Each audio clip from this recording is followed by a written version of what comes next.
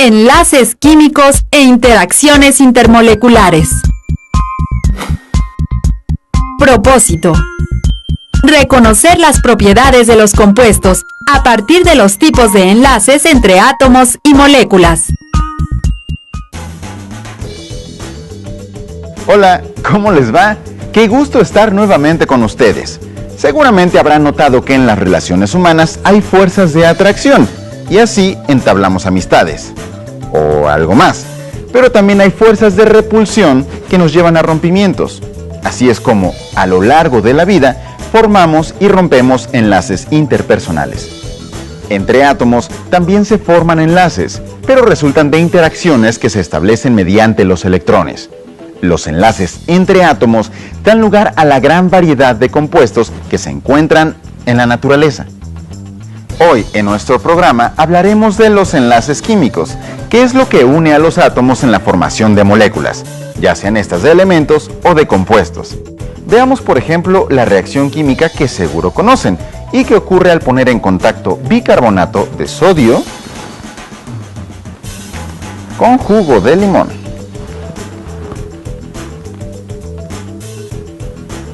Miren, se forman burbujas, pues se desprende un gas. Esto nos sugiere que está ocurriendo una reacción química, en donde cada sustancia que interviene cambia. De hecho, lo que cambia es la disposición de los átomos de cada una de las sustancias. Se rompe lo que los mantenía unidos y se forman nuevas uniones. A las uniones entre átomos se les conoce como enlaces. Estos granos de sal pertenecen a un compuesto químico muy común, el cloruro de sodio, que resulta de la unión entre los elementos cloro y sodio. ¿Cómo es el enlace que une a estos dos elementos en la sal? Ya lo veremos más adelante. Las características de cada una de las sustancias que existen están determinadas en gran medida por el tipo de enlace que hay entre los átomos que las conforman. Conocer cómo se forman y separan los enlaces químicos nos ayuda a comprender mucho de los cambios químicos que observamos.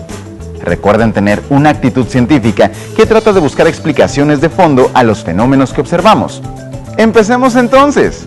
¡Empecemos! Las interacciones entre las partículas mínimas de la materia, átomos y moléculas, pueden ser muy débiles, como es el caso de los gases nobles, o muy fuertes, como en los materiales duros, por ejemplo, el diamante.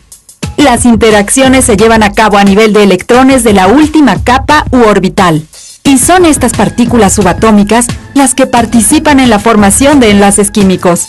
En el siglo XIX se explicó la formación de enlaces entre átomos mediante la teoría de los radicales de valencia, que dice que los compuestos se forman mediante fuerzas de atracción entre los átomos que presentan cargas eléctricas opuestas.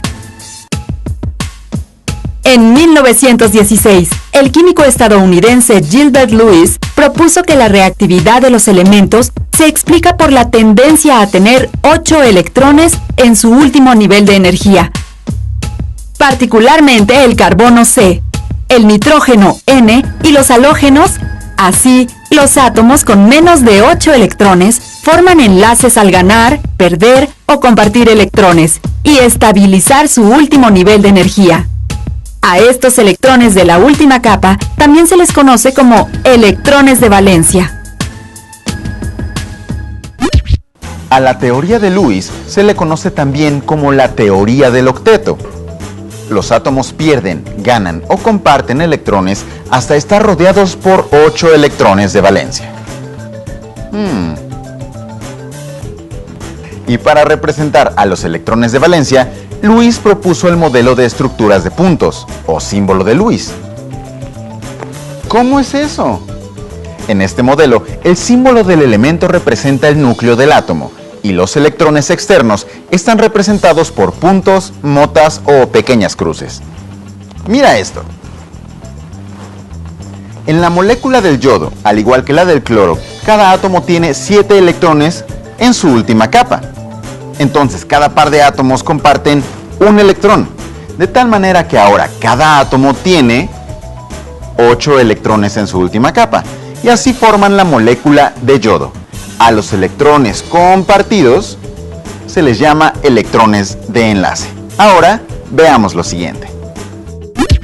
Los átomos, para completar su último nivel de energía, comparten, ganan o pierden electrones, de tal manera que adquieren cargas eléctricas. A los átomos con carga eléctrica se les llama iones. Los átomos que pierden electrones quedan cargados positivamente y se les conoce como cationes, mientras que los ganan quedan cargados negativamente y se llaman aniones. Los átomos con cargas eléctricas diferentes se atraen y si forman un enlace generan moléculas eléctricamente neutras. La forma con la que los átomos interaccionan a través de sus electrones determina las características de los compuestos, como su estado de agregación, la conductividad eléctrica y las temperaturas de fusión, ebullición y de congelación. Cuando dos átomos intercambian electrones, se forma un enlace iónico. En este tipo de enlace, un átomo pierde electrones y el otro los gana. El que los pierde queda con carga positiva y el que los gana con carga negativa. Este enlace se forma en elementos cuyos átomos tienen 1, 2 y 3 electrones en el último nivel de energía y se combinan con elementos en los que los átomos tienen 5, 6 o 7 electrones en la última capa. Por ejemplo, el sodio y el cloro. El primero es un metal alcalino que posee 2 electrones en su primer nivel, 8 en el segundo y 1 en el tercer y último nivel. El cloro, un no metal halógeno, posee 2 electrones en su primer nivel, 8 en el segundo y 7 electrones en su último nivel de energía.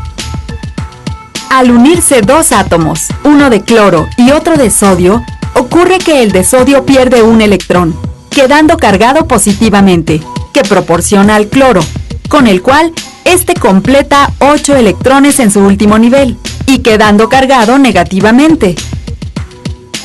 De esta manera, puesto que partículas con cargas de signo opuesto se atraen, los átomos de sodio y cloro quedan unidos por medio de una fuerza electrostática, generando un enlace iónico y formando una molécula de cloruro de sodio. El enlace iónico se forma entre un elemento muy electropositivo y otro muy electronegativo. Bien, veamos ahora qué características tienen los compuestos con enlace iónico. Vale la pena mencionar que los enlaces iónicos no se dan únicamente entre dos átomos, puesto que se forma una red cristalina en la que los átomos de un elemento establecen fuerzas de atracción con todos los átomos del otro elemento que les rodean. Pues como dice la canción, a veces nos toca ganar y otras perder. Y así estos tipos de compuestos, ¿no? Estos compuestos son sólidos, forman redes cristalinas y tienen temperatura de fusión y ebullición altas. Tan solo de pensar en esas temperaturas ya me dio calor. También se disuelven en agua y otros solventes, formando iones positivos y negativos. ¿Y conducirán la electricidad? Sí, si están en solución acuosa. El enlace iónico se da principalmente entre los elementos de los grupos 1 y 2A, con los elementos de los grupos 6A y 7A. Al escribir la fórmula química de las sales que así se forman, el metal siempre va a la izquierda y el no metal a la derecha. Veamos ahora otros tipos de enlace. En los compuestos donde se comparten electrones, se forman enlaces covalentes y se presentan comúnmente cuando se enlazan dos elementos no metálicos. Existen diferentes tipos de enlace covalente. Si se considera el número de pares de electrones que se comparten, se forman enlaces simples, dobles o triples. En el enlace simple, los átomos enlazados comparten un par de electrones. Por ejemplo, el sulfuro de hidrógeno, H2S. En tanto, en el enlace múltiple, los átomos enlazados comparten más de un par de electrones. Puede ser enlace doble o triple. En el enlace doble se comparten dos pares de electrones. Por ejemplo, el oxígeno, O2.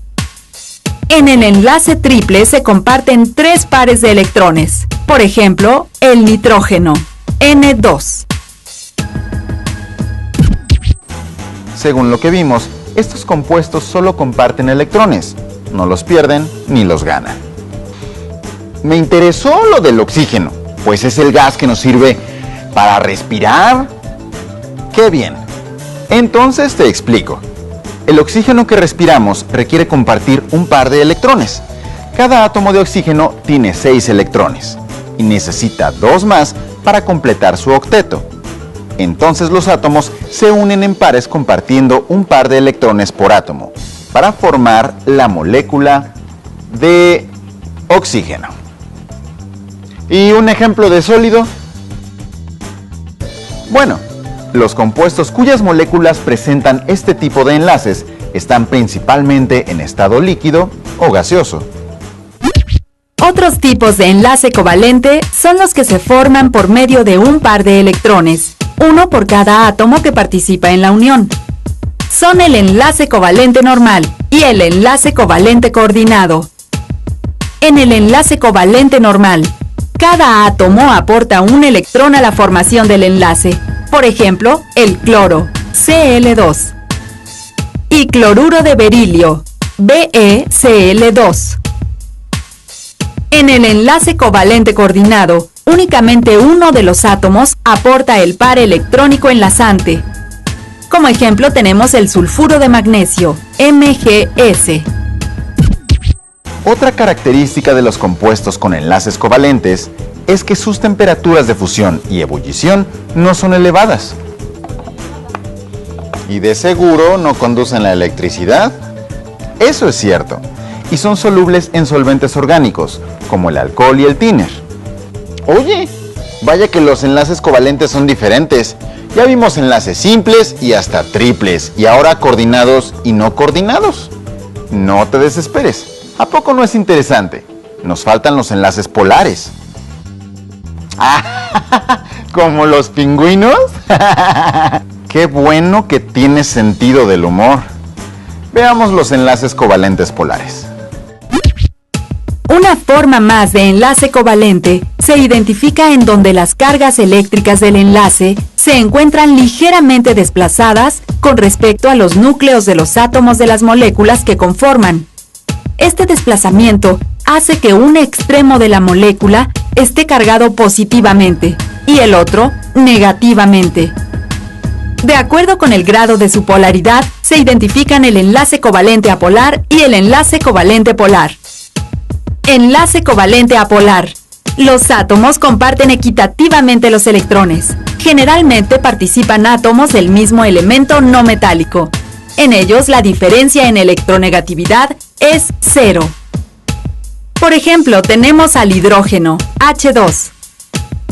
El átomo de hidrógeno cuenta con un solo electrón en su único nivel. Para que sea estable, debe tener 2 electrones en su único nivel, y para esto se une a otro átomo de hidrógeno y comparten su electrón, formando una molécula estable de hidrógeno que se representa como H2. Bien, casi concluimos los enlaces covalentes. ¡Vaya! ¡Por fin! Mira, los compuestos químicos son parte primordial de nuestra vida. Los encontramos en los materiales para construcción, en nuestra ropa, en los medicamentos, en nuestros aparatos de diversión, en la cocina. Tienes razón, ya no me voy a desesperar. Son muchísimos los compuestos químicos que nos rodean, y sus características, como ya vimos, dependen del tipo de enlace que presentan. Continuamos con enlace covalente polar. El enlace covalente polar se forma cuando los electrones de unión no son compartidos de manera equitativa entre los átomos. Esto debido a que uno de los átomos es positivo y atrae con más fuerza a los electrones, haciendo que la carga negativa esté más cercana a él, y por lo tanto, generando una carga positiva en el otro extremo del enlace. Aquí la diferencia de electronegatividad entre los átomos que se unen es diferente de 0. Como ejemplo, está el yoduro de hidrógeno.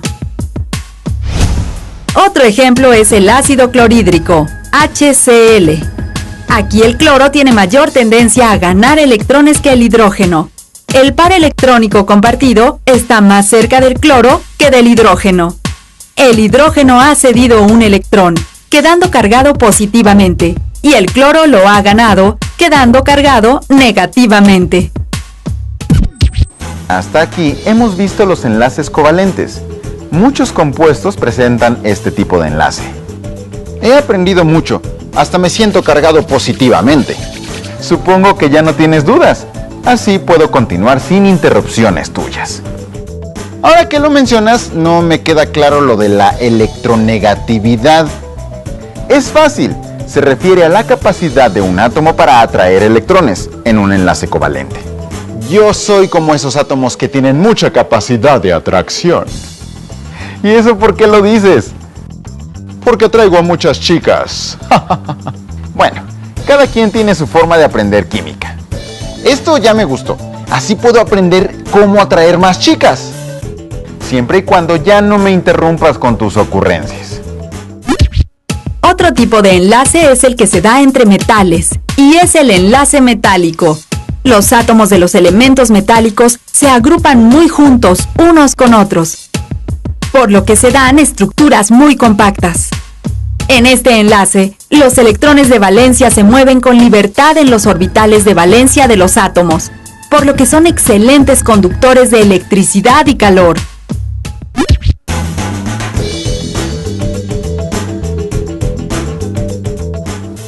La mayoría de los compuestos metálicos son sólidos a temperatura ambiente, por ejemplo, el cobre, el hierro y el aluminio.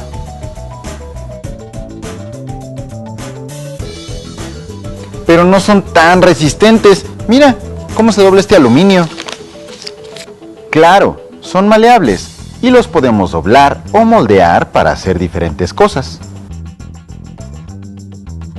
O sea, ¿yo puedo moldear mi pulsera de plata? ¿O mi cadena? ¿O los puedo fundir? ¿Dónde está el mechero para hacerlo? No, detente. Eso no lo puedes hacer así de fácil. Necesitas un espacio y las condiciones adecuadas para hacerlo. ¡Rayos! Bueno, es que yo soy metalero. Nada, para eso existe la metalurgia, que es el área dedicada a la obtención y tratamiento de los metales. Y hay personas especializadas en eso, ya que los metales tienen temperaturas de fusión muy altas. Bueno, entonces solo les sacaré brillo. Aunque no requieren tanto, porque los metales son brillosos. Los usamos como adornos, para fabricar herramientas, maquinaria y utensilios, para conducir electricidad, calor, entre muchas otras aplicaciones.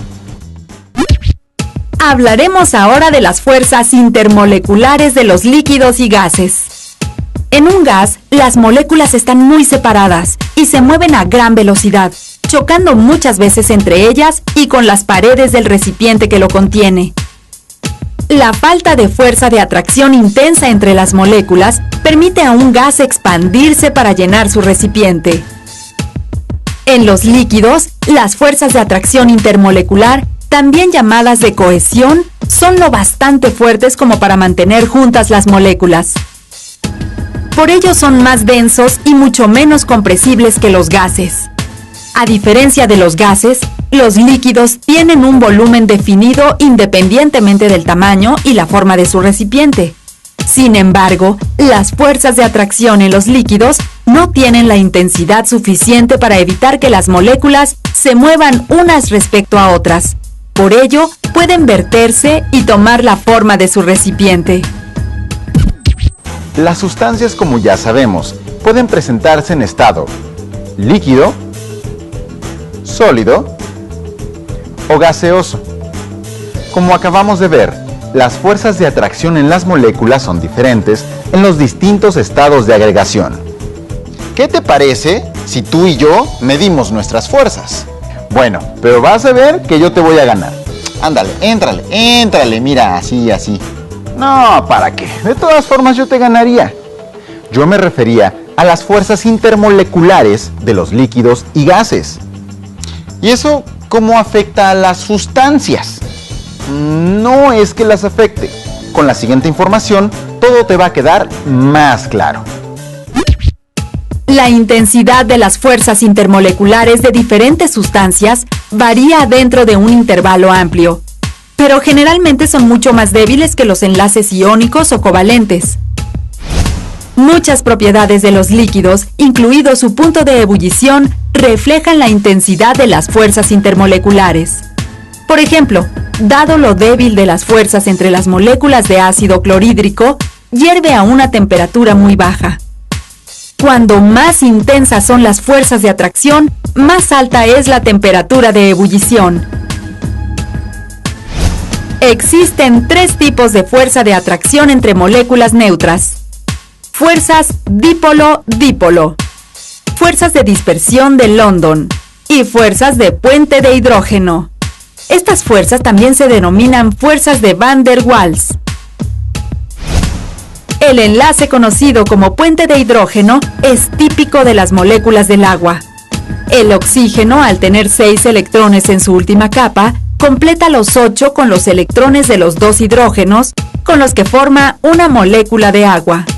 El enlace entre el oxígeno y los hidrógenos es covalente polar, dado que los electrones se encuentran en órbitas más cercanas al oxígeno, convirtiendo a este extremo de la molécula en un polo negativo que atrae a la parte de los hidrógenos de otra molécula de agua, ya que este otro extremo es un polo positivo. Mediante estas fuerzas electroestáticas se forman enlaces entre todas las moléculas que conforman el cuerpo del líquido.